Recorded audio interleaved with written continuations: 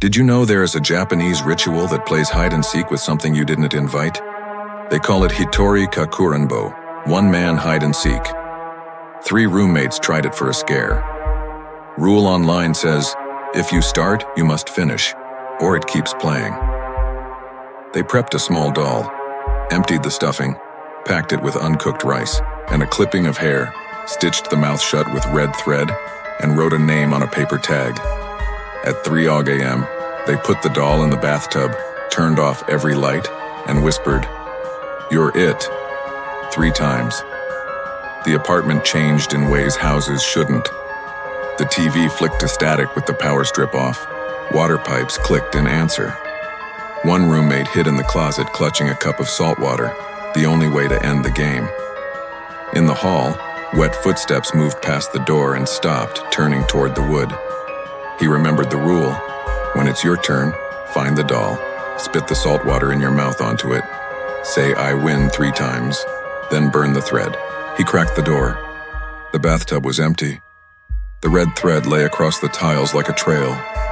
From the living room, something laughed through the static, short, breathless, like a child holding air. The rice they'd spilled on the counter was rearranging, grain by grain, toward his hiding place. He followed the thread to the couch.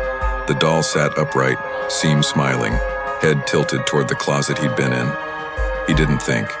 He drenched it with salt water, once, twice, 3, and hissed, "I win," between teeth. The TV cut to black. The wet footprints receded. The thread stopped moving. Next morning, the rice in the doll had turned black. The tag name was smudged, as if something tried to read it from the inside. If anyone tempts you with Hitori Kakurenbo, remember, don't start, but if you do, finish. Salt water ready, lights off, no giggling, no second chances. If you choose not to play, tap like, and subscribe to Pale Covenant for more 1-minute warnings. A teacher tried to scare his class on a night bus trip. He said he'd found the full cowhead tale. Uncut. The rule online is simple. If someone starts Gozu, stop them. Don't ask for just one more line. He began reading. The first paragraph felt like a normal folk tale.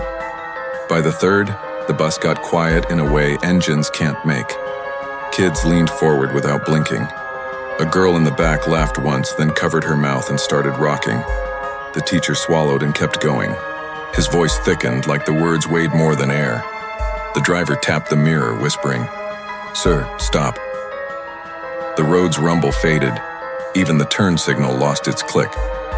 Halfway through a sentence, the bus tilted though the road was straight, like the story had corners the highway didn't. One boy mouthed along to words he couldn't possibly know.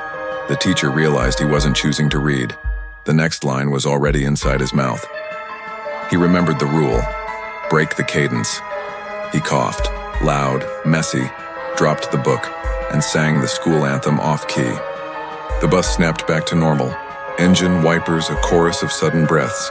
No one remembered the plot, only the feeling of almost falling. They wrapped the pages in tape and locked them in a supply closet. Next morning, the tape was still there, the staples were not. If someone starts cowhead, interrupt. Sing, shout, spill water, anything to break the rhythm. Do not let the sentence finish. If you choose break the cadence over let him finish, tap like, and subscribe to Pale Covenant for more 1-minute warnings.